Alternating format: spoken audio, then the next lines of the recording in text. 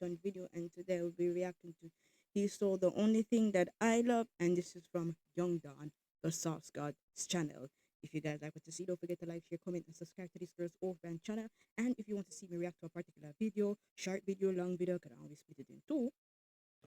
So one summer back in Jamaica, I was about 11 years old. My mom packed me and my little sister up in the car and drove 2.5 hours out to the country to visit my auntie Paulette. We did this almost every year when I was a kid, and I really enjoyed it because I was a city kid, grew up in Kingston. The country was a very different place for me. In the country, you go to sleep with the front door wide open without worrying that someone was gonna break in. You spent all your time outside because there was always more things to do outside than inside. And when you got hungry, all you had to do was look around and there would be some kind of fruit tree that you could go and pick fresh fruit from. But the thing I like most about the country were the people.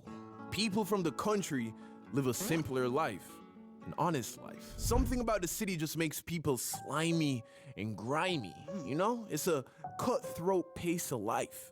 But in the country, it's just good food, good people, and good vibes. So after a long, bumpy drive to the country, my mom finally pulls up in my auntie's driveway at the top, at the end of a long, windy dirt road. It was a big white single-story house with a red shingled roof. She had a big front yard with a pumpkin patch, and there was always this dog that would sit in the front yard and stare at you. This was not my auntie's dog. Nobody knew where the dog came from.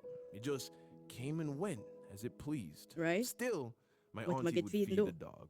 Why? Because that's just what people from the country do. They're all just good people, you know? Or at least, that's what I thought. But as much as I love going to visit my auntie in the country, I never liked staying there too long because wasn't much there for a kid to do. And at the time, my auntie didn't have cable television, so it's not like I could watch the TV shows that I liked. This was also before Wi-Fi was a commonplace thing, so no internet. And even if there was, YouTube, Netflix weren't available yet. Things were invented as yet. And worst of all, besides my sister, I ain't have no one my age to play with, you know? So 3 days, that's about how long I would last before I started trying to befriend the dog outside, who I named Fred. Why? I don't know. Because he looked like a Fred. It looks like a Fred, okay. But this summer would be different. I was not going to be subjected to a week of boredom, but instead, speaking of that, I need to go pick some mangoes on my trees. I was gonna have my first true taste of betrayal. So one day, I was sitting on the steps at the front of the house, very bored, when I saw another kid my age walking past the front gate. At first, I wasn't gonna say anything, but I couldn't let an opportunity like this pass. I ran out to the road and I yelled out to him. Say, yo, bro. Yo! Hey! He stopped and turned around. Hey, you live around here? Yeah, I live up the hill. Oh. Hey, you wanna play a game or something? Okay, yeah. Let me ask my mom first. Okay. Can I come? I guess. I should probably ask my mom first. Can you wait? I'm gonna come back. Let me just tell my mom I'm gonna be down here. Yeah, all right. Okay. Off he went. I grabbed the football that was sitting in the front of the yard and sat on the stairs and waited. Sure enough, eventually, this kid came running down the hill.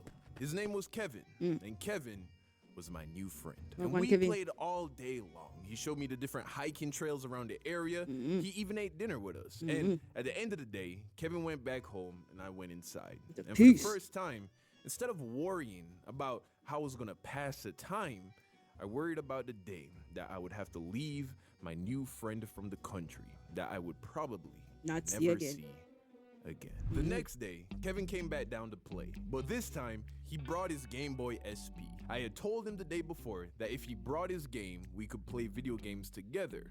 He only had one game, Kirby and the Amazing Mirror. Of course, he had already beaten it twice over, so I told him that he could borrow one of my games. I mean, this was my new best friend. You know this man from nowhere? Couch that I kept all of my video game cartridges in. I had like 6 or ding. 7, and I told him that he could borrow any game that he would like, except for my Pokemon Emerald. So that was my favorite game at the time, and I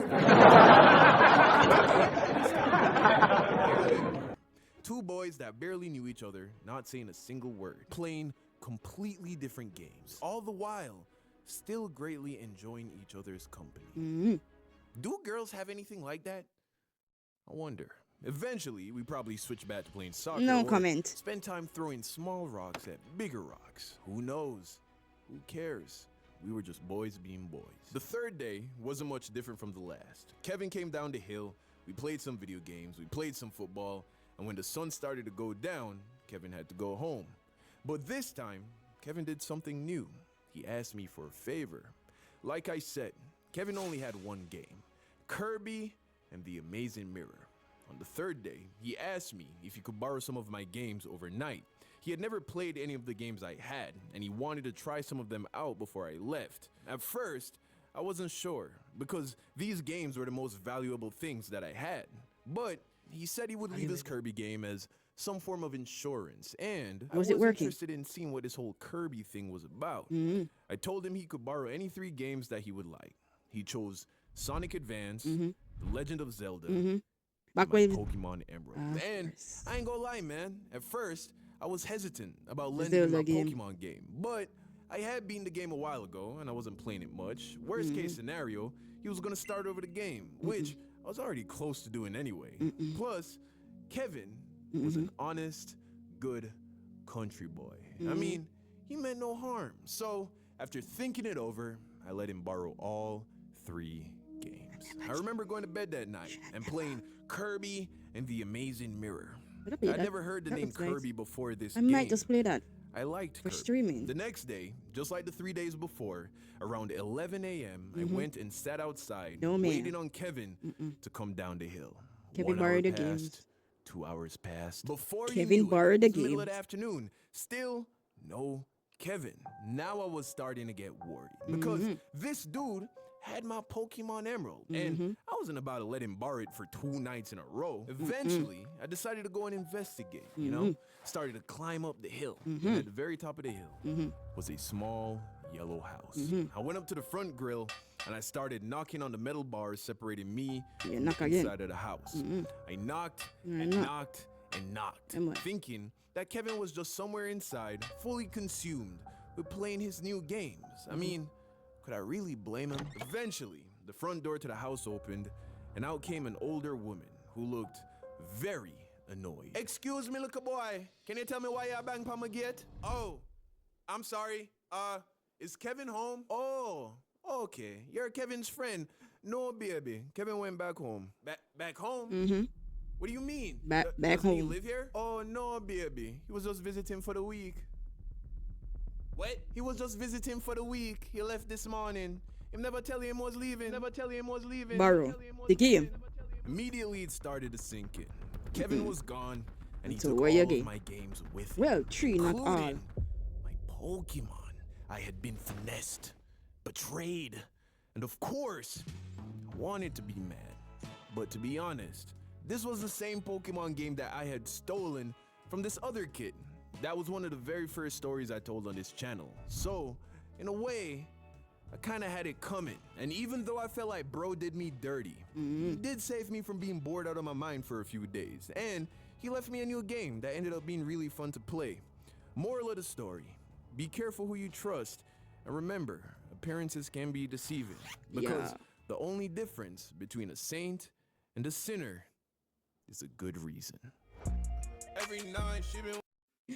Oh my! Imagine lending somebody your game, only for them to thief it or to steal it, borrow it. Hope you guys like what you saw. Don't forget to like, share, comment, and subscribe to this girl's Off Brand channel. And I'll see you next video, guys. Bye.